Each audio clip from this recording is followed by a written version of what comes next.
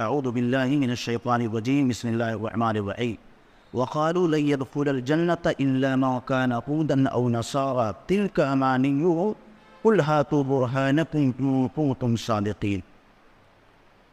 حضرات، ایک بڑا حساس موضوع ہے کہ باطل پر رد کرنا کیسا ہے۔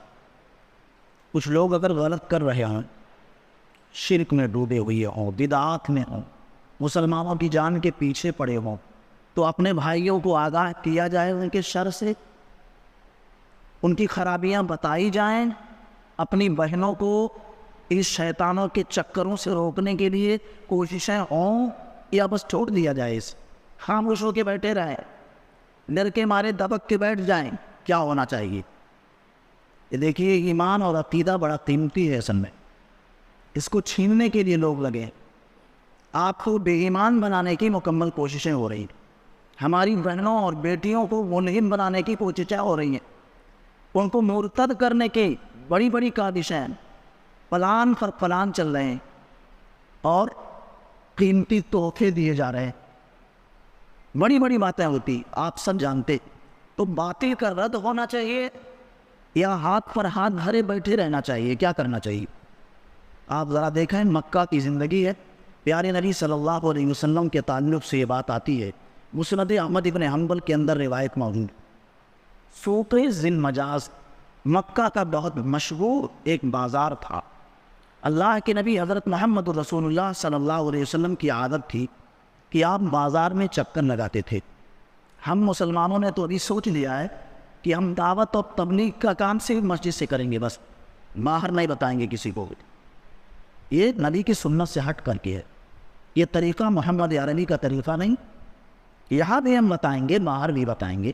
مسلمان کا ہر بچہ، ہر فرد یہ داعی اپنے علم کی حد تک، جہاں بھی آپ خرابی دیکھیں، جہاں بھی خلل آپ محسوس کریں، پیار سے محبت سے سمجھائیں آپ، کیونکہ اگر یہ نہیں ہوا تو محمد عربی صلی اللہ علیہ وسلم کا فرمان ہے کہ اللہ کا عمومی عذاب آئے گا، اس میں اچھے برے سب چلے جائیں گے۔ برائیاں کرنے والے تو اس لیے جائیں گے کہ وہ مجرم آئیں، لیکن جو لوگ خاموشیاں اختیار کر کے بیٹھے ہوئے ہیں یہ بھی جائیں گے، کیونکہ یہ کسی جرم سے کم نہیں، یہ بھی بڑا جرم۔ برائیوں پر آنکھ موند لینا، سب کچھ ہو رہا ہو اور اس کے بعد ہم خاموش بیٹھے رہیں کہ کہیں تفریقہ نہ ہو، یہ درست نہیں ہے میرے بھائی۔ یہ بات نبی کی سنت سے ہٹ کر کے، مکی زندگی ہے، شروعاتی دور ہے، اللہ کے رسول بازار پہ گھوم رہے ہیں، سمجھا رہے اور بتا رہے، اور کہہ کیا رہے؟ قولوا لا الہ الا اللہ تفلحوا، لا الہ الا اللہ کہو، کامیاب ہو جاؤ گے۔ اب آپ جانتے ہیں آج تو بہت سارے غیر مسلموں نے کہنا شروع کر دیا کہ جب یہ مسلمان اذان میں کہتے ہیں لا الہ الا اللہ تو یہ گالی دیتے ہیں ہمارے معبودوں کو، انکار کی بات ہوتی ہے، ایک اللہ کو چھوڑ کر بقیہ سارے معبودوں کے نافی کرتے ہیں، ہمارے مورتیوں کو برا بھلا کہتے ہیں۔ اذان کے الفاظ، کلمات، ان کا ترجمہ یہ لوگ سنتے، لوگوں سے پوچھتے ہیں، تو نبی علیہ الصلوۃ والسلام کہا کرتے تھے لا الہ الا اللہ کہو، حقیقی عبادت کے لائق صرف اللہ، اس کے علاوہ کوئی معبود حقیقی نہیں ہے، سب کی نفی ہو جا رہی۔ اب دیکھیے رد کر رہے ہیں اللہ کے نبی، اور لا الہ کا جو پہلا کلمہ ہے لا، جس کا معنی ہے نہیں، انکار کر رہے ہیں آپ کہ اللہ سبحانہ و تعالیٰ کے علاوہ کوئی حقیقی معبود ہو ہی نہیں سکتا، ہی نہیں ہے، سب کا انکار کر رہے ہیں۔ اور شروعاتی دور ہے، خطرات ہیں، جان کی فکر نہیں کر رہے آپ لگے ہوئے ہیں اپنے نشان، اور پیچھے سے ابو جہل آتا ہے، یحفی علیہ التراب، دھول اٹھاتا ہے، ریت کے ذرات لیتا ہے اور سر پہ محمد عربی صلی اللہ علیہ وسلم کے ڈالتا ہے وہ، اور کیا کہتا ہے؟ لوگوں لا یغرنکم ھذا عن دینکم، یہ پاگل آدمی، اس کی بات میں مت آنا، یہ شخص تم کو تمہارے دین سے برگشتہ کر دے۔ ابو جہل پیچھے لگا ہوا ہے، آپ توحید کا درس دیتے چل رہے ہیں اور پیچھے سے ابو جہل آپ کے مشن کو ناکام بنانے کی کوشش کر رہا ہے، مٹی ڈال رہا ہے، دھول ڈال رہا ہے، اور ذرا اس کی باتوں میں مت آنا، دماغی توازن بگڑ گیا ہے. اور کیا کہا اس نے؟ سنو، لا تترکوا آلہتکم، اپنے معبودوں کو مت چھوڑنا، جن کی تم پوجا کر رہے ہو، جن کی پرستش کر رہے ہو، ان کو مت چھوڑنا. اور ولا تترکوا اللات والعزیٰ، جو مکے کے یہ بڑے بت تھے جن کی تقریباً سارے لوگ پوجا کرتے تھے، چند کو چھوڑ کر کہا کرتا تھا کہ اس نوجوان کے کہنے پر اپنے معبود لات کو مت چھوڑنا، عزیٰ کو مت چھوڑنا، یہ کہتا تھا. نبی کا ریئیکشن کیا ہوتا تھا؟ وَلَا يَلْتَفِتُ إِلَيْهِ. ہم لوگ تو گالی کا جواب گالی سے لینے لگتے ہیں. کوئی ہاتھ اٹھا دیا تو اس سے بڑا انتظام ہم کرتے ہیں، وہ کام ہی کرنا چھوڑ دیتے ہیں. اور لوگ، ہماری اور آپ کی عزت اتنی پیاری ہو گئی ہے. لیکن اللہ کے رسول لا يَلْتَفِتُ إِلَيْهِ، حدیث کے الفاظ، اللہ کے رسول اس کی طرف توجہ نہیں دیتے، اپنے مشن میں لگے رہتے تھے، اپنے مشن میں لگے رہتے تھے. گالی دینا تو دور کی بات. پیارے نبی نے ایک موقع پر کہا تھا، اللہ نے مجھے گالی دینے والا بنا کر نہیں بھیجا. آپ خاموش رہتے تھے، کچھ نہیں، کوئی رد عمل نہیں، کسی طرح کا کوئی اقدام نہیں.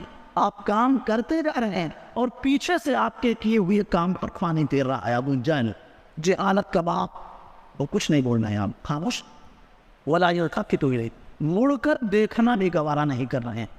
کتنا صبر کیا نبی نے، کیا کیا نہیں ہوا. آپ کی بچیوں کا طلاق ہوا، معلوم. مدنی زندگی میں آپ کی بیوی اما عائشہ صدیقہ رضی اللہ عنہا ام المومنین، ان پر زنا کا الزام لگایا گیا. مہینے بھر وحی کا نزول نہیں ہوا. بڑے پریشان رہا کرتے تھے، بڑے غمگین رہا کرتے تھے. اس تعلق سے کوئی بات آسمان سے آئی نہیں. جرم کیا تھا؟ ایک اللہ کی دعوت دیتے تھے، اس کو جرم خیال کرتے تھے. اور آج ہم لوگ گوشے عافیت میں بیٹھے ہیں، کچھ بھی ہو جائے. ابھی آپ دیکھو تماشا، شیاطین کے تماشے دیکھ کر حیران رہ جاؤ گے. بناتے ہیں، سنوارتے ہیں، سب کچھ کرتے ہیں اور اٹھا کے پھینک دیتے ہیں. یعنی عقل پر ماتم کرنے کو جی چاہتا ہے. شرم گاہوں تک کی پوجا ہو رہی ہے رب العزت کی قسم، اللہ کی اس دھرتی پر. اور ہماری غیرت کو کوئی جلال نہیں آتا ہے. بس جہاں پڑے ہیں. بے چینی ہونی چاہیے. اللہ کے رسول کیسے بے چین رہتے؟ اللہ نے خود قرآن میں نقشہ کھینچ دیا. ایسا محسوس ہوتا ہے کہ اگر یہ لوگ ایمان نہیں لائیں گے تو آپ اپنے آپ کو ہلاکت میں ڈال دیں گے. دو متعدد مقامات پر اللہ نے اس بات کا تذکرہ فرمایا. تڑپ رہتی تھی، بے چینی رہتی تھی، پریشان رہا کرتے تھے آپ. اس لیے باطل پر رد یہ غلط نہیں، یہ کتاب و سنت کے عین متعاضی ہے، عین مطابق ہے. یہ کام تو نبی نے کیا اور اللہ سبحانہ و تعالیٰ نے بھی کیا. قرآن آپ ذرا دیکھیں، کہیں کفار مکہ پر رد ہو رہا ہے، کہیں یہودیوں پر اللہ رد کر رہا ہے، کہیں نصرانیوں کے باطل عقائد اور زعم پر اللہ رد فرما رہے ہیں، کہیں خود مسلمانوں کے اندر جو گڑبڑ قسم کے لوگ ہیں، منافق ٹائپ کے لوگ ہیں، ان کی اللہ تردید کر رہا ہے. ایک موقع پر یہودیوں اور نصرانیوں نے کہا تھا کہ جنت میں صرف یہودی اور نصرانی جائیں گے. یہودیوں نے کہا ہم جنت کے مستحق، اور قرآن میں اللہ نقشہ کھینچ رہا ہے، نحن ابناء اللہ واحباؤہ. کہا انہوں نے کہ ہم تو اللہ کے بیٹے ہیں. عیسائیوں نے اللہ کے پیارے ہیں، ہمارے علاوہ کوئی جنت میں نہیں جا سکتا. یہودی ادھر کہتے تھے جنتی ہم ہیں، باقی اب کوئی دوسرے لوگ جنت میں جانے والے نہیں. اللہ سبحانہ و تعالیٰ نے رد کرتے ہوئے کہا تلک امانیہ، یہ ان کی آرزویں ہیں، یہ آرزویں ہیں، بس اس سے زیادہ کچھ نہیں. قل ہاتوا برہانکم ان کنتم صادقین، دلیل لاؤ. اگر تم ہی صرف جنتی ہو، بقیہ دوسرے لوگ نہیں، تو دلیل لاؤ. اللہ نے واضح کر دیا.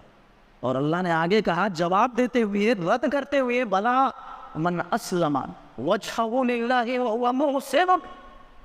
سنو، خلوص کے ساتھ جو اللہ کے سامنے جھک جائے، توحید پر ہو، وہو محسن وہو موحد، اس آدمی کی وہ توحید پر ہو، محسن ہو، مومن ہو، اور اللہ کے حضور جھک جائے، جو اس کے لیے اجر ہے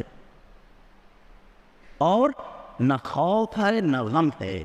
اللہ نے جواب بھی دے دیا کہ جنت میں کون جانے والے، کن پر خوف نہیں، کن پر غم نہیں؟ جو مومن ہے، توحید والے ہیں، وہ جنت کے مستحق۔ یہ بڑبڑ کرنے والے یہود و نصارہ یہ جنت میں جانے والے نہیں ہیں۔ باتیں بڑی لمبی ہو جائیں گی اگر اس حوالے سے گفتگو کی جائے کہ نبی نے واضح فرما دیا کہ میری رسالت کی خبر جس کو ہو گئی، یہودی ہو، نصرانی ہو، مجوسی ہو، اور وہ ایمان اگر مجھ پر نہیں لاتا ہے، اللہ کی جنت میں وہ داخل نہیں ہو سکتا ہے۔ نبی کی واضح حدیث نے روایت کی، نبی پر ایمان لانا ہی لانا۔ اب کوئی یہودی ایمان لے آئے، کوئی نصرانی ایمان لے آئے تو ان کے لیے ڈبل اجر۔ اپنے پیغمبر پر بھی انہوں نے ایمان لانا شروع کیا اور لائے بھی، اور پھر ان کی نبوت جب منسوخ ہوئی تو محمد عربی کو اپنا مرشد بنا لیا، اپنا اسوہ و نمونہ تسلیم کیا، ڈبل اجر ہے ان کے لیے۔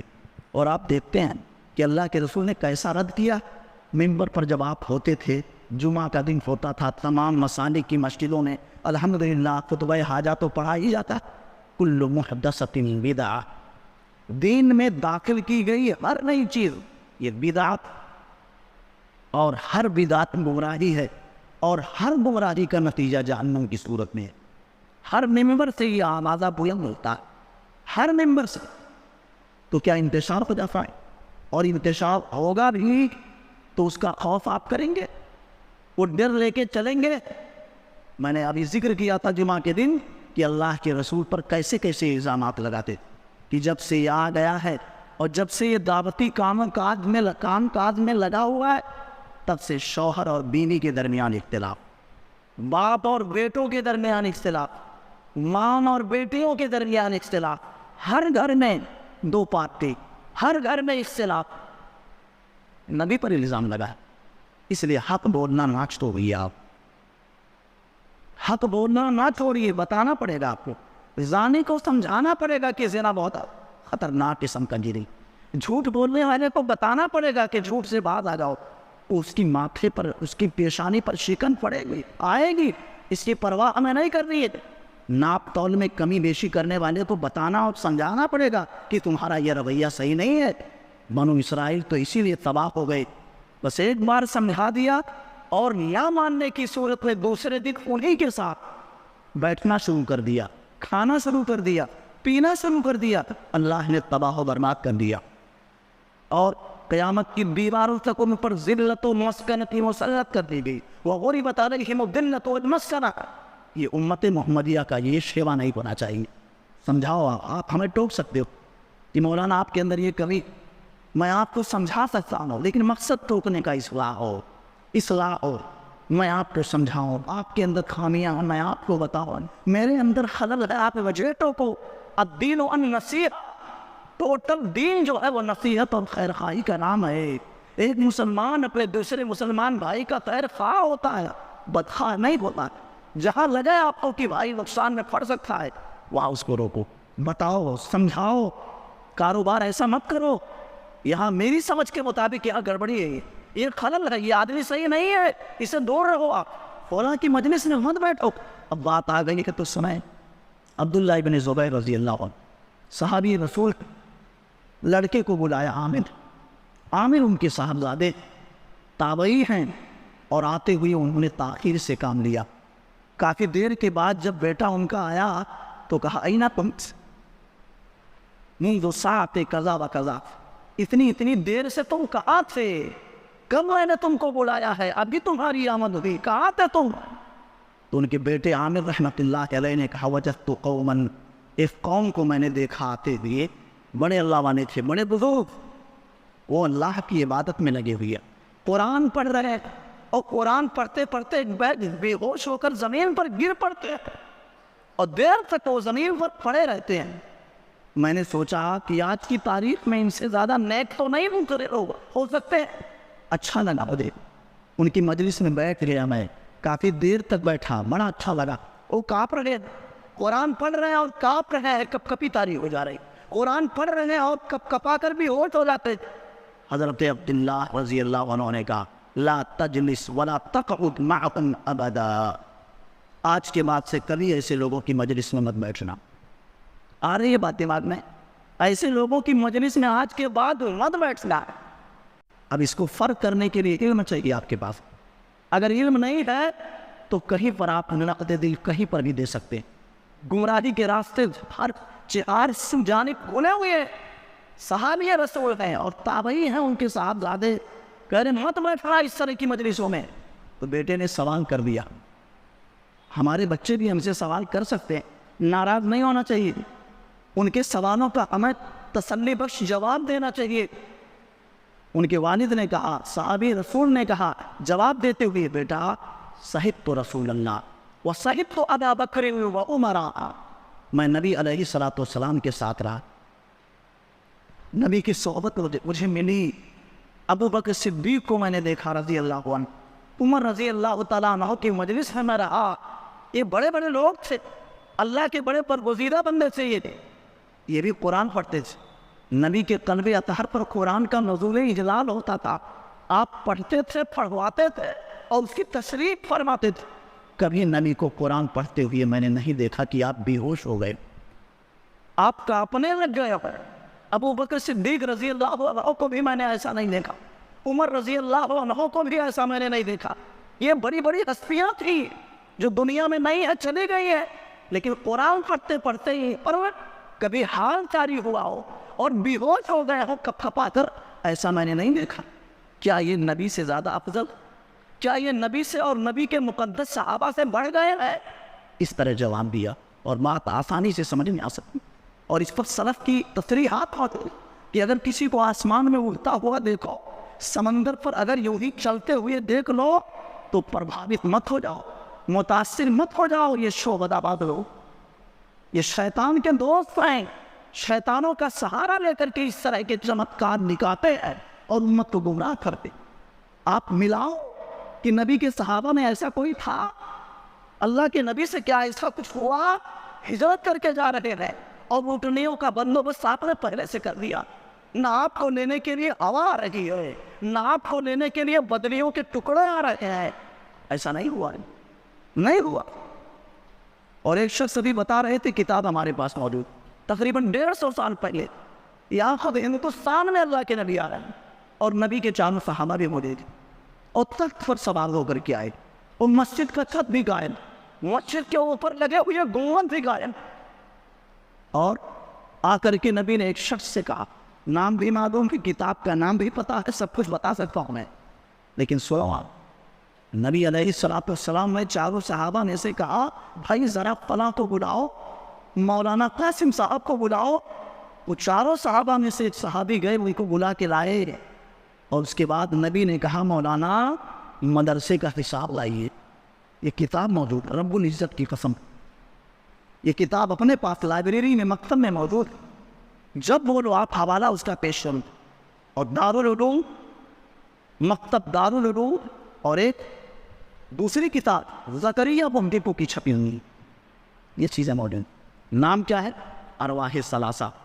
ارواح ثلاثہ 1.5 سال تقریباً پکڑے کی یہ بات. اور وہی عثمان رضی اللہ عنہ کو 40 روز تک ان کے گھر کے اندر مقید اور محصور کر کے رکھا گیا.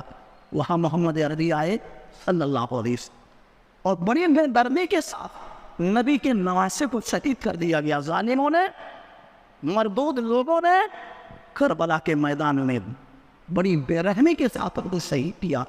پیارے مصطفیٰ وہاں پہنچے؟ نہیں پہنچے، نہیں پہنچے. آپ ایسے تقابل پیش کرو، کمپریزن کرو، آپ موازنہ کرو. آپ جو چیز نبی کے ساتھ نہ ہوئی، نبی کے صحابہ کے ساتھ نہ ہوئی، اللہ کی قسم دنیا میں ماں نے کوئی ایسا مقدس بچہ نہیں جنا جس کے ساتھ یہ ہو. دیکھو آپ، بری لگ سکتی ہے بات آپ کو، لیکن یہ سچائی ہے. اور حوالوں کے ساتھ میں بات کرتا ہوں. اللہ کے نبی حضرت محمد رسول اللہ صلی اللہ علیہ وسلم کی جب آپ زندگی دیکھیں گے، آپ نے دیکھی رد کر دینا یہ غلط نہیں ہے. اگر رد کرنا بند کر دیں گے تو دنیا جہالت کی آماج گاہ ہو جائے گی.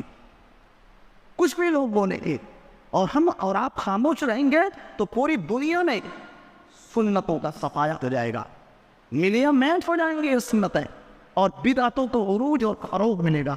اس لیے بولنا پڑے گا، بولنا پڑے گا، سمجھانا پڑے گا، بتانا پڑے گا. اللہ کے رسول صلی اللہ علیہ وسلم نے کہا تھا، سنن ترمذی کی روایت اور حدیث کی کئی معتبر کتابوں میں موجود ہے یہ بات. اللہ کے نبی نے کہا تھا، یہودی 71 فرقوں میں بٹ گئے. آپ بٹنے کی تعلیم نہیں دے رہے، خود اللہ کہہ رہا ولا تتفرقوا، بٹو مت، ولا تفرقوا، بٹو مت، اللہ کی رسی کو مضبوطی سے پکڑ لو۔ لیکن نبی نے پیشین وہی فرمائی کہ اللہ نے روکا ضرور ہے، لیکن پھر بھی لوگ بٹنے کی کوشش کریں گے اور بٹیں گے، اور یہود و نصارہ سے چند قدم آگے بڑھ جائے گی میری امت۔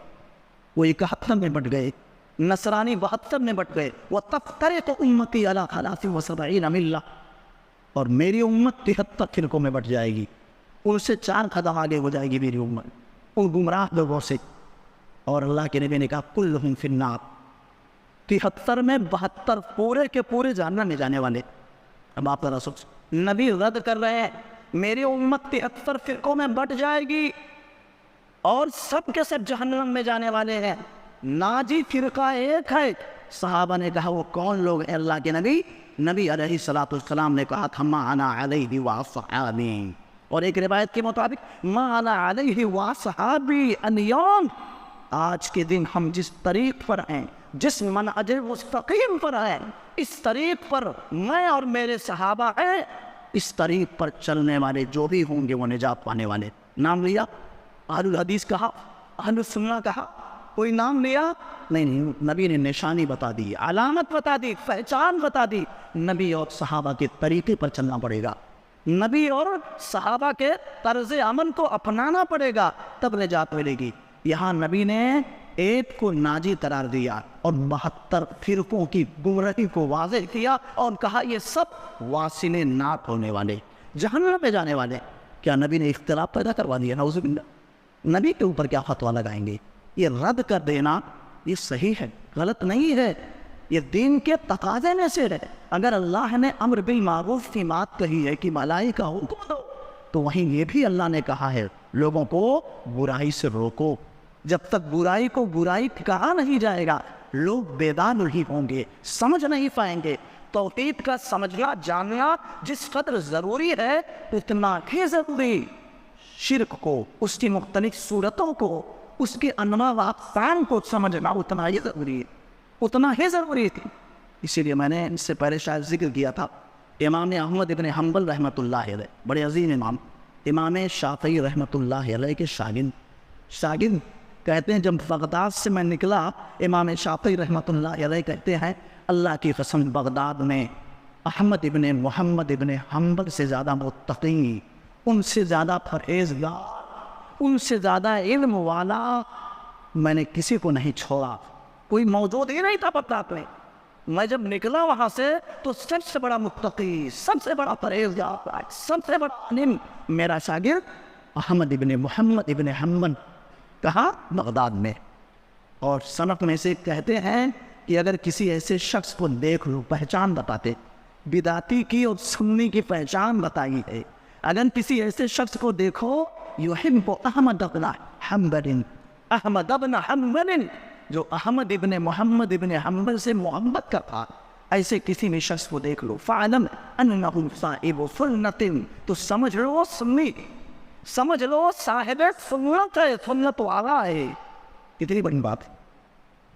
امام اہل السنہ والجماعت امام احمد امام اہل السنہ والجماعت 10 لاکھ حدیثوں کے حافظ، ان کے شاگرد امام بخاری ہے رحمۃ اللہ علیہ، 1 لاکھ صحیح حدیث ہے یاد امام بخاری کو، 2 لاکھ ضعیف حدیثوں کو یاد کر لیا۔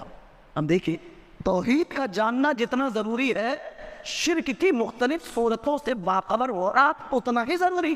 1 لاکھ صحیح حدیث امام بخاری کو زبانی یاد، حفظ تو 100,000 حدیث صحیح، وحفظ تو 100,000 حدیث غیر صحیح، اور 2 لاکھ غیر صحیح حدیثوں کو میں نے زبانی یاد کیا۔ امام بخاری فرماتے، امام احمد جو 10 لاکھ حدیث ہیں کہ 10 لاکھ کمپیوٹر تھے، انہوں نے اپنے بیٹے عبداللہ سے کہا، عبداللہ رحمۃ اللہ علیہ امام احمد ابن حنبل کے بیٹے ہیں اور شاگرد ہیں، ان کی عربی میں کتاب ہے سنہ، کتاب سنہ عربی زبان میں کتاب ہے، وہ اس کے مقدمے میں لکھا ہوا شیخ، میرے ابا نے مجھے تقریباً 80,000 حدیثیں یاد کروائیں، کہا یاد کر دو۔ جب میں نے یاد کر لیا، امتحان دیا، تو میرے ابا نے کہا کہ ان میں سے ایک بات بھی نبی کی نہیں، سب موضوع، سب گڑھی ہوئی باتیں، سب ضعاف ہیں، اباطیل ہیں، مناکیر ہیں، نبی کے واسطے سے یہ باتیں نہیں آئیں گے۔ تب بیٹے کیا کہہ رہے ہیں؟ عبداللہ لما ضیعت اوقاتی یا ابی، ابا جان میرے وقت کو آپ نے کیوں ضائع کر دیا؟ کیوں ضائع کر دیا؟ ان مردود اور مرفوض روایتوں کے یاد کرنے میں میرا قیمتی وقت آپ نے کیوں ضائع کر دیا؟ لما ضیعت اوقاتی، کہا اس لیے بیٹا کہ تاکہ صحیح اور غلط کے درمیان تو تمیز کر لے۔ اب آج سے صحیح حدیثوں کو یاد کر، مصطفیٰ کی جانب سے جو صحیح حدیثیں آئی ہیں ان کو یاد کر اب آج سے۔ یہ صحیح تمیز ہیں، صحیح حدیثوں کو یاد۔ تو یہ اچھی بری دونوں چیزیں آپ کو سمجھنی پڑے گی اگر آپ، اسی لیے حذیفہ رضی اللہ تعالیٰ عنہ فرماتے ہیں کہ لوگ نبی کے پاس آ کر کے سوال کرتے تھے خیر کیا ہے، اچھائیوں کے بارے، میں آ کر کے پوچھتا تھا شر کے متعلق، اللہ کے رسول برائی کیا کیا ہے، کس لیے؟ مخافت ان اقع فی، کہیں میں اس میں پڑ نہ جاؤں، مجھے ڈر رہتا تھا کہ میں برائیوں کو اگر برائی نہ سمجھوں، اچھائی سمجھ لوں تو کہیں میں اس میں واقع نہ ہو جاؤں۔ اس لیے نبی سے آ کر کے اننی اسأل عنہ الشر، شر کے متعلق پوچھتا تھا۔ صحیح روایت نے روایت دی، اس لیے اچھائی برائی دونوں کا علم ہونا چاہیے۔ اپنے بچوں کو بتاؤ، بچیوں کو بتاؤ، اور دوست احباب سب کو بتاؤ۔ تو اللہ کے رسول نے خود رد کیا۔ ایک موقع پر نبی نے کہا تھا قیامت کے قریب کچھ داعی ہوں گے، دعوت دیں گے، آؤ دین کی طرف، آؤ اسلام کی طرف، لیکن وہ خود کہاں ہوں گے؟ علی جہنم، جہنم کے بالکل قریب ہوں گے، وہ خود جہنم کے بالکل قریب ہوں گے، مرنے کی جہنم میں جائے، دعات علی ابواب جہنم، جہنم کے دروازے پر وہ خود کھڑے ہوں گے، خود ضلالت پر ہوں گے، گمراہی پر ہوں گے، اور لوگوں کو آئیں گے، بلائیں گے، آؤ دین کی طرف، آؤ اسلام کی طرف، آؤ قرآن کی طرف، آؤ سنت کی طرف، کچھ بھی نام لے لو آپ۔ اللہ کے نبی نے فرمایا من اجابہم، جو ان کی باتوں کا جواب دے دے، جو ان کے بلانے پر چلا جائے، وہ سمجھ لو جہنم میں واقع ہو گیا، وہ جہنم میں واقع ہو گیا، وہ پڑ گیا۔ وہ حضرت حذیفہ رضی اللہ تعالیٰ عنہ اس حدیث کے راوی ہیں، کہتے ہیں اللہ کے نبی اگر وہ زمانہ مل جائے تو ہم کو کیا کرنا چاہیے؟ کیا کرنا چاہیے؟ اللہ کے نبی حضرت محمد رسول اللہ نے کہا تھا تلزم و جماعت المسلمین، مسلمانوں کے معاشرے کو چھوڑنا مت، مسلمانوں کا ساتھ چھوڑنا مت۔ آج کتنے لینے کو مسلمانوں کے ساتھ رہ رہے ہیں، مسلم محلے میں رہ رہے ہیں اور نبی پر تنقید کر رہے ہیں، مسلم محلے میں رہے ہیں اور قرآن پر انگلیاں اٹھا رہے ہیں، مسلم محلے میں رہ رہے ہیں، نبی کے صحابہ اور نبی کی ازواج پر، بیویوں پر انگلیاں اٹھا رہے ہیں، انفرادیت اپنا لی نے، راستے سے بھٹک گئے، وہ مسلمانوں کی جماعت سے علیحدہ ہو گئے، وہ کتنے ملحد ہیں، داعیہ بن چکے ہیں۔ تلزم و جماعت المسلمین، مسلمانوں کی جماعت کے ساتھ لگے رہنا، ان کے امیر کی اتباع کرنا۔ حضرت حذیفہ رضی اللہ تعالیٰ عنہ فرماتے ہیں کہ اگر مسلمانوں کی جماعت نہ ہو، کوئی امیر نہ ہو، تو اللہ کے نبی فرماتے ہیں فَاعْتَزِلْ تِلْكَ الْفِرَقَ كُلَّهَا، جتنے بھی تنظیمیں ہوں گی، جتنے بھی جماعتیں ہوں گی، اگر مسلمانوں کا کوئی امیر نہ ہوگا، امیر المومنین، حاکم کی بات چل رہی ہے، تو ساری تنظیموں کو چھوڑ دینا، سارے فرقوں کو چھوڑ دینا اور نکل جانا پیامان کی طرف، نکل جانا کھیتیوں کی طرف، نکل جانا جنگلوں کی طرف۔ وَلَوْ أَنْ تَعَزَّ بِجِذْلِ شَجَرَةٍ أَوْ أَصْلِ شَجَرَةٍ حَتَّى يُدْرِكَ الْمَوْتِ، وہاں جا کر پتے چبانا، کھانے کے لیے کچھ نہ ہو، میدان میں چلے جانا، پہاڑ کی چوٹیوں پر چلے جانا، جنگلوں میں چلے جانا، پتے چبا کر کے اگر گزر بسر کرنا پڑے وہ بھی کر لینا، آبادیوں سے ہٹ جانا، آبادیوں سے ہٹ جانا اگر ایسا وقت آ جائے تو۔ وہاں نبی نے رد کیا ہے، کن پر رد کیا ہے؟ جو باطل علماء ہیں، علماء سو ہیں، جن کو ان کے پیٹ کی صرف پڑی ہوتی ہے، شرک کی طرف بلاتے ہیں، گمراہی کی طرف بلاتے ہیں، طرح طرح کے تیوہار بتائیں گے، وہ طرح طرح کی عیدیں بتائیں گے وہ، اور پھر عوام کو گمراہ کرتے ہیں۔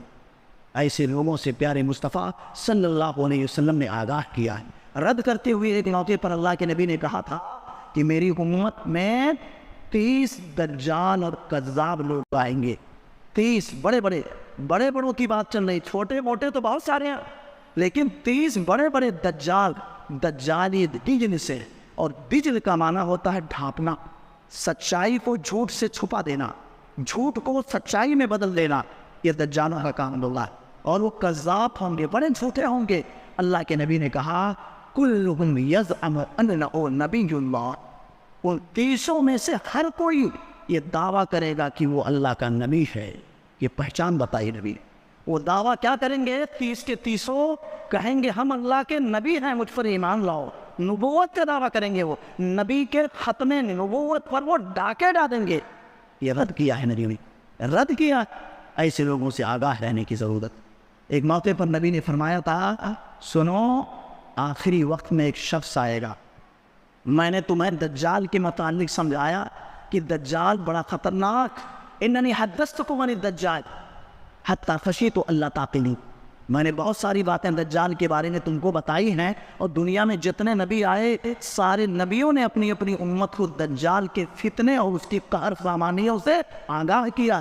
اے میری امت کے لوگوں، میں بھی تمہیں بتا رہا کہ دجال بڑا پرفریب نعرہ لگائے گا، بڑا خطرناک ہے وہ، اور مجھے ایسا لگ رہا ہے کہ شاید ساری باتیں تمہارے سمجھ میں نہیں آئی ہیں، تو سنو سنو، دجال کون ہوگا؟ انہ رجل قصیر، وہ ایک مرد ہوگا۔ ابھی ایک شخص سے بات ہو رہی تھی، سال پہلے کی بات بتا رہا ہوں، کہہ رہا ہے دجال امریکہ ہے۔ حدیث دیکھیں ذرا دوستو، کسی پر اللہ کی قسم دکھ پہنچانا مقصد نہیں، حدیث مصطفیٰ ذرا دیکھ۔ انہ رجل، نبی نے کہا وہ عورت نہیں ہوگا دجال، وہ مرد ہوگا، قصیر، ناٹا ہوگا، ناٹے تک کا ہوگا، افحج، جیسے کسی کا ختنہ ہو جائے پیر دور رکھ کر کے چلتا ہے نا آدمی، ختنے والا، بچوں کو دیکھو جس کا ختنہ ہو جائے پیر کو ایسے پھیلا کے چلتا ہے، پیارے مصطفیٰ کہتے ہیں افحج، وہ جو دجال ہوگا پاؤں کو ایسے پھیلا کے چلے گا، قد مقتسم، اس شخص کی طرح جس کا ختنہ ہو گیا ہو، ناٹا ہوگا، پاؤں پھیلا کر کے چلے گا، اور یہاں تک اللہ کے نبی نے فرمایا کہ آورو، کانا ہوگا، عیب دار ہوگا، مخموص العین، اس کی ایک آنکھ بالکل برابر پوچھی ہوئی ہوگی، لا جہرا، نہ تو اندر کی طرف دھسی ہوئی ہوگی اور نہ تو اوپر کی طرف اٹھی ہوئی ہوگی، بالکل برابر، ایک آنکھ بالکل برابر، اور جو دوسری آنکھ ہوگی کعنبۃ قافیہ، ابھرے ہوئے انگور کے دانے کی طرح ان پر اٹھی ہوئی ہوگی، اسی ایک سے دیکھے گا، لیکن وہ بھی عیب دار ہوگی، اور دوسری جو آنکھ ہوگی وہ بالکل برابر، نہ اندر نہ اوپر باہر، آنکھ نام کی کوئی چیز ادھر ہوگی نہیں، بس ایک آنکھ ہوگی، اور وہ بھی ابھری ہوئی ہوگی، ابھری ہوئی ہوگی، وہ بھی عیب دار ہوگی، اور اسی سے دیکھ رہا ہوگا۔ عربی زبان میں اگر کسی شخص کو ایک آنکھ سے دکھائی دیتا ہے تو عربی میں اس کو آور بولتے، کانا جس کو بولتے، کانا، ایک آنکھ سے، اور اگر دونوں آنکھ اس کی خراب ہو جائے، دونوں سے نہ دکھے، کچھ نہ دکھائی دے، تو عربی زبان میں اس کو آما، آما، اندھا بول رہے ہیں، اردو میں اندھا ہو، عربی میں آما۔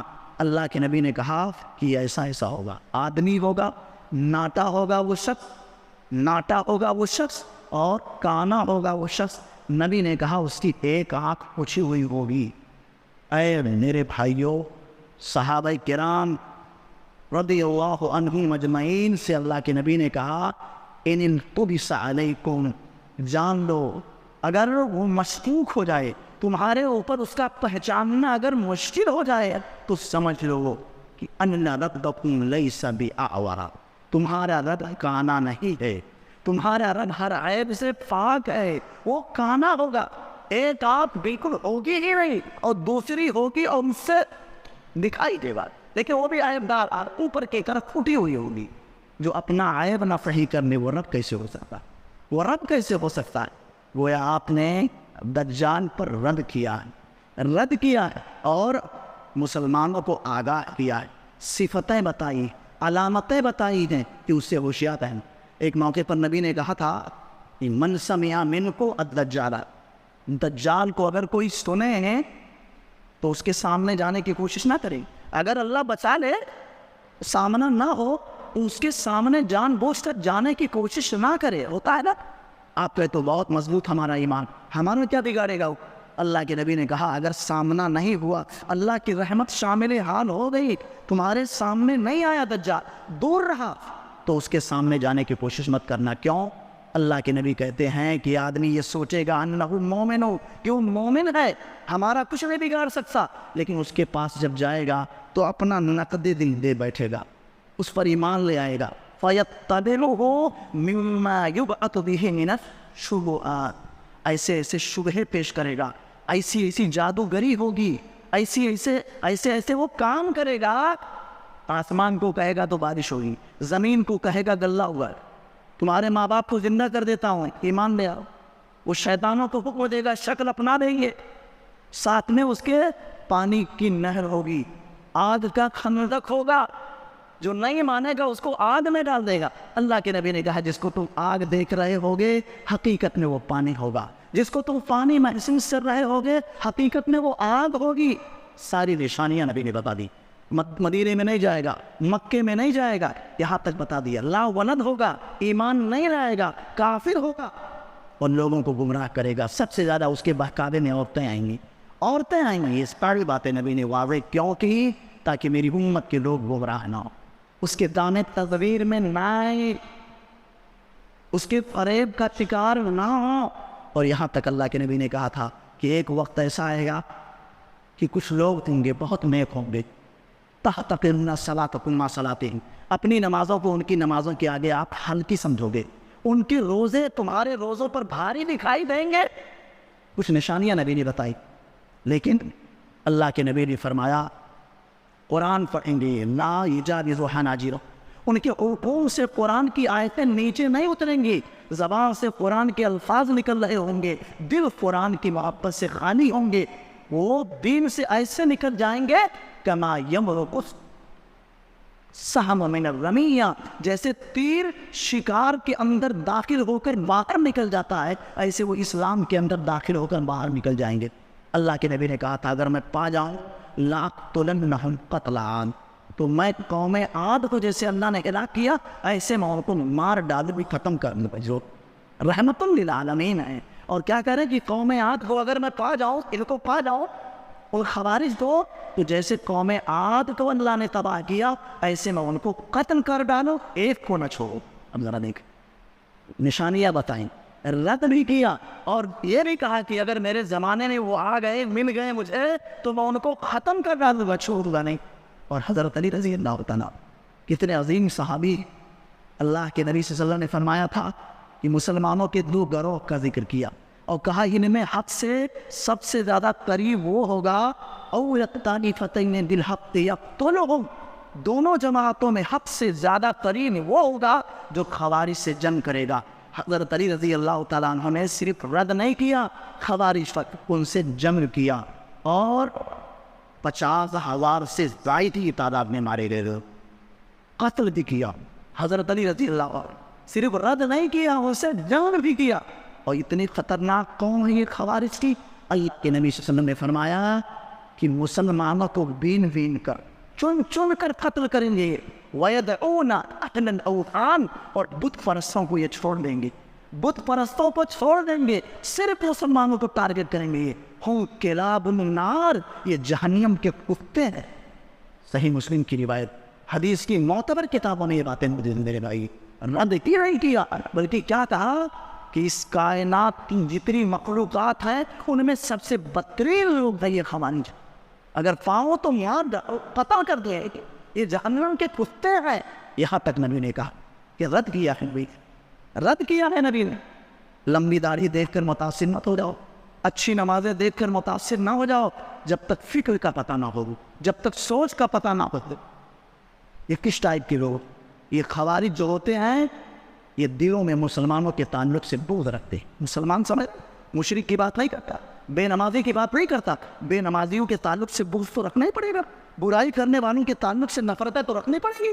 اگر نفرت بھی نہیں ہے تو ایمان کا ادنا حصہ بھی آپ کے پاس نہیں ہے، ایمان کا ادنا اور معنوی حصہ بھی آپ کے پاس نہیں ہے۔ اگر برائیوں پر آپ کو بے چینی نہ ہوتی، برا کرنے والوں سے اگر آپ دوریاں نہیں بناتے ہیں، ان سے دور نہیں رکھتے ہیں، تو ایمان کا معمولی حصہ بھی آپ کے پاس نہیں۔ نیک لوگ، صالح لوگ، موحد لوگ پرہیزگار لوگ، ان کو جب مسلمان ٹارگٹ کرنے لگ جائے تو سمجھ لو یہ مسلمان نہیں کہ یہ خارجیان خارجیان۔ بہرحال باتیں بہت ساری ہیں، دلائل ہیں، اور قرآن کے اندر تو متعدد آیات ہیں جو باطل پر رد کے لیے کافی ہیں۔ اس لیے اگر باطل پر کوئی رد کرتا ہے تو یہ مت آپ سوچو کہ اختلاف ہو جائے، نہیں، اگر ایسا کرنا بند کر دیں گے تو برائیوں کو اور عروج ملے گا۔ دو تین باتیں اور، ایک بڑے امام میں جانتے ہیں امام عبداللہ ابن محمد ابن ابی شیبہ، ابن ابی شیبہ کا نام سنے؟ 235 ہجری میں ان کی وفات ہوئی، یہ 1445 ہجری چل رہی ہے، اور 235 ہجری میں امام عبداللہ ابن محمد ابن ابی شیبہ کی وفات ہوئی۔ ان کی بڑی کتاب ہے المصنف لابن ابی شیبہ، وہ المصنف بڑی اونچی کتاب ہے۔ اس میں انہوں نے ایک کتاب قائم کیا ہے، جیسے چیپٹر ہوتا ہے ایسے کتاب ہوئی ہے، چیپٹر سے بڑا ہوتا ہے، اس میں کئی ابواب ہوتے ہیں، اور جانتے ہیں کیا نام رکھا اس کا؟ اس کا نام رکھا ہے کتاب الرد علی ابی حنیفہ۔ جا کے ملا لیجیے، آپ اپنے پاس مصنف ہے موبائل میں، اس میں آپ کو کھول کے دکھا دیتا ہوں۔ 235 ہجری میں ان کی وفات ہوئی، حدیث کی کتاب ہے، اور ایک بڑی کتاب جیسے کتاب الایمان دیکھتے ہیں، امام بخاری نے کتاب الایمان صحیح بخاری کے اندر ہے، کتاب الجہاد آپ دیکھتے ہیں حدیث کی کتابوں میں، یہ بڑے بڑے چیپٹرز، یعنی چیپٹرز بھی یہ بڑے ہوتے ہیں، اور ہر کتاب کے تحت کئی ابواب، کئی چیپٹرز ہوتے تھے۔ تو امام ابن ابی شیبہ رحمۃ اللہ علیہ نے کتاب قائم کی ہے، کیا ہے کتاب کا نام؟ کتاب الرد علی ابی حنیفہ رحمۃ اللہ علیہ۔ امام ابو حنیفہ رحمۃ اللہ علیہ پر رد کیا ہے۔ آپ کو آشچर्य ہوگا، شاید تعجب پہ پڑ جائیں گے، کیا محدث یہ بتاتے ہیں 235 میں جس کی وفات ہوئی ہے، امام ابو حنیفہ رحمۃ اللہ علیہ 150 میں جن کی وفات ہو رہی ہے، ان پر رد کر رہے ہیں۔ اور رد کیا کیا جانتے ہیں؟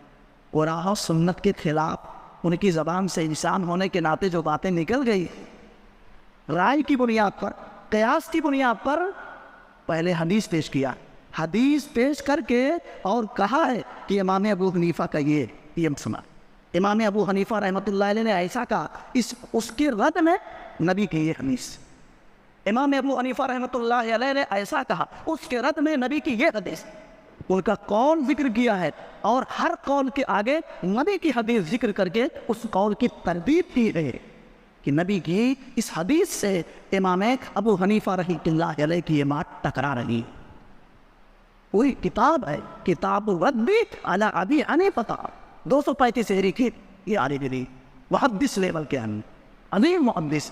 اور آپ دیکھیں گے امام احمد بن حنبل رحمۃ اللہ 241 ہجری میں ان کی وفات ہو رہی، 241 ہجری میں انہوں نے ایک پوری کتاب لکھ ڈالی ہے، پوری کتاب لکھ ڈالی ہے، کتاب کا نام کتاب الرد علی الزنادقۃ والجہمیہ، زندیقوں اور جہمیہ جو صفات کی انکار کرنے والے، اللہ کی صفتوں کو نہیں مانتے، ان کے اوپر رد، اس پر ایک کتاب پوری لکھ ڈالی۔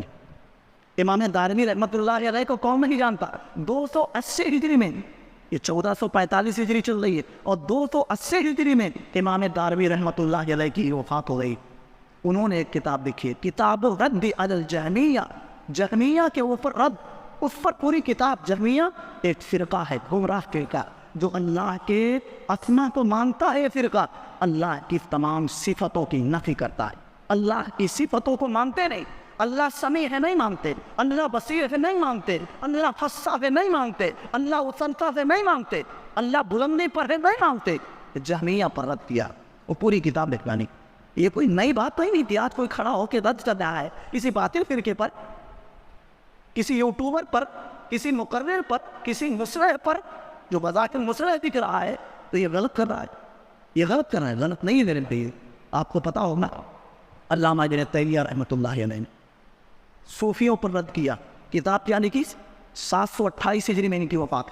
علامہ ابن تیمیہ کی وفات، بس 2-3 باتیں، علامہ ابن تیمیہ کی وفات 728 ہجری میں ہے، اور صوفیوں پر رد کرتے ہوئے حق ہو کا نعرہ لگاتے دیتے ہیں، لائٹیں بجھا دیتے ہیں مسجدوں میں، ہمارے یہاں بھیونڈے بھی موجود ہیں۔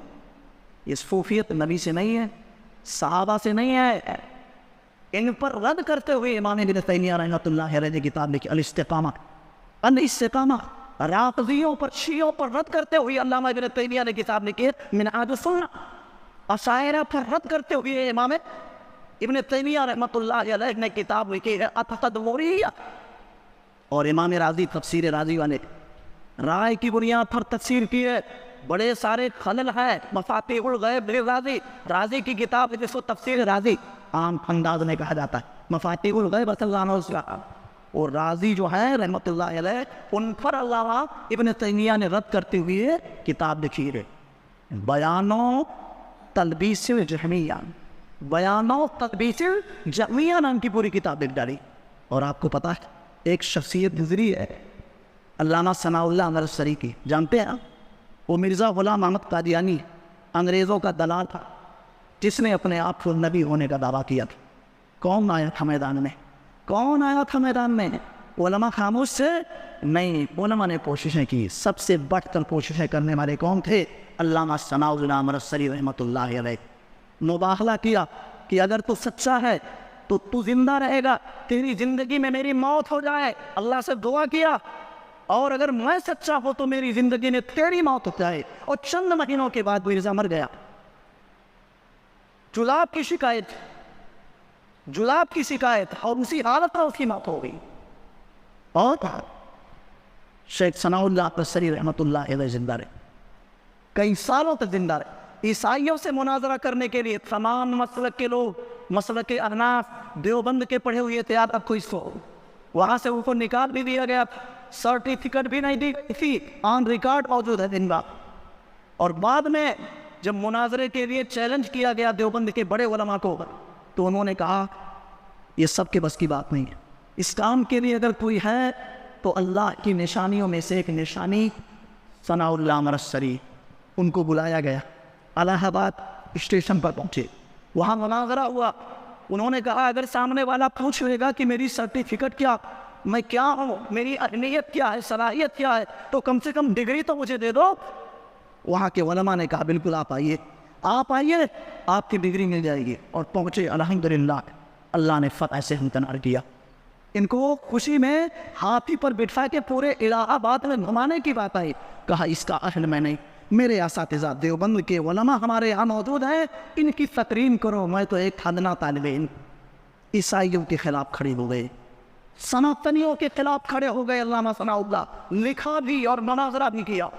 نیچریوں کے خلاف کھڑے ہو گئے، شیعوں کے خلاف کھڑے ہو گئے. کون تھے وہ؟ علامہ ثناء اللہ امرتسری اہل حدیث کے سر خائن تھے. قربانیاں بھی ہے. رد کیا ہے انہوں نے، بدعت پر رد کیا ہے، اہل بدعت پر رد کیا ہے، عیسائیوں پر رد کیا ہے، مسیحیوں پر رد کیا ہے، سناتنیوں پر رد کیا. اما عائشہ صدیقہ کی گستاخی میں ایک شخص کھڑا ہو کر بےایمان کر رہا ہے اور کتاب لکھ رہا ہے رنگیلا رسول. جواب دینے والے کون؟ علامہ ثناء اللہ امرتسری. اور ان کے بارے میں کہا گیا کہ رات میں اگر کوئی فتنہ اٹھتا تھا، کوئی فتنہ اگر یہ محسوس کرتے تو صبح میں اس کا رد کتاب کی شکل میں موجود ہوتا، صبح میں اس کا جواب مل جاتا تھا سامنے والے پہ. اللہ سبحانہ و تعالیٰ نے اتنی صلاحیت دی. اور گھنٹہ چلے مناظرہ یہ تو دور کی بات، اس سے پہلے ختم ہو جاتا تھا. اس پر ایک بات یاد آ گئی. روافضی شیعوں کا دعویٰ ہے کہ ہم پہلے کے ہاں سنی اہل سنہ والجماعہ یہ بات تھی. اس پر مناظرہ رکھا گیا. یہ تھوڑا وقت سے تھوڑا لیٹ میں پہنچے اور جوتا اٹھائی اسٹیج پر آ گئے. اب ان کا عالم جو تھا شیعوں کا مائک لے کر کے پیجانے سے بالکل باہر تھا. بڑا ناراض، غصے میں کہاں گیا وہ کہاں گیا؟ ہم جانتے تھے کہ ہمارا سامنا نہیں کر سکتا ہے، وہ اسٹیج پر نہیں آ سکتا ہے، ہم کو پتا تھا. اور اس کے بعد جوتا اترنے کے اسٹیج پر پہنچے اور پہنچتے ہی مائک لے لیے. کہا حضرات سامعین حاضرین، میری تاخیر کی وجہ یہ بنی کہ میں ایک مسجد میں نماز پڑھا، شیعوں کی مسجد تھی، جوتا میرا غائب ہو گیا. نبی کے زمانے میں بھی یہ جوتا چراتے تھے اور آج بھی جوتا چرا رہے ہیں، جوتا غائب ہو گیا ہمارا، اسی کی تلاش میں تھا اس لیے تاخیر ہو گئی. فوراً مائک چھین کر کے شیعہ آنی کہتا ہے نبی کے زمانے میں شیعہ کہاں تھے؟ اس لوگوں نے ہاتھ پیٹ دیا. کہا اسی پر تو مناظرہ تھا کہ شیعہ بعد کے ہیں، سنی پہلے کے ہیں. یہ تو خود ہی بول دیا کہ نبی کے زمانے میں شیعہ کہاں تھے. یہ مناظرہ عجیب اللہ نے ذہن دی، دماغ دیا. اس لیے رد کرو، محبت سے بھی، پیار سے بھی، کسی کے خون کے پیاسے بھی نہ بن جاؤ آپ. ایک تڑپ اور ایک جذبہ آپ دیکھو تو بے چین ہو جاؤ کہ بھلے غیر مسلم بھائی ہیں لیکن کاش ان تک دعوت ہم لے کے جاتے، ان کو سمجھاتے، ان کو بتاتے کہ جن کو تم سب کچھ کر رہے ہو، پوجا کر رہے ہو، پھول چڑھا رہے ہو، مٹھائیاں سامنے رکھ رہے ہو، اگربتیاں سلگا رہے ہو، انہوں کو اٹھا کر کے آپ لے جا کر کے پانی میں ڈال دیتے اور بڑی توہین آمیز آپ نے ویڈیوز دیکھا ہوگا، وہ کپڑے کھل جاتے، ساڑیاں کھل جاتی، سر کا حصہ نیچے ہو جاتا اور یہ پیچھے کا حصہ اوپر ہو جاتا اور ڈنڈیوں سے باضابطہ دھکا دے کر کے پانی میں ڈالا جاتا ہے۔ یہ صورتحال عجیب و غریب میرے بھائی۔ اللہ تعالیٰ ہی سب کو اچھے عمل کی توفیق عطا فرما۔ اللہ تو اپنی محبت ہمارے دلوں میں ڈال دے، نبی علیہ الصلوۃ والسلام کی محبت ڈال دے، نبی کے صحابہ کی محبت ڈال دے۔ اللہ دین پر رکھ، جب تک ہم زندہ دین پر رہیں، وفات ہو تو توحید پر، دین پر ہماری وفات ہو۔ آمین۔ والسلام علیکم ورحمۃ اللہ وبرکاتہ۔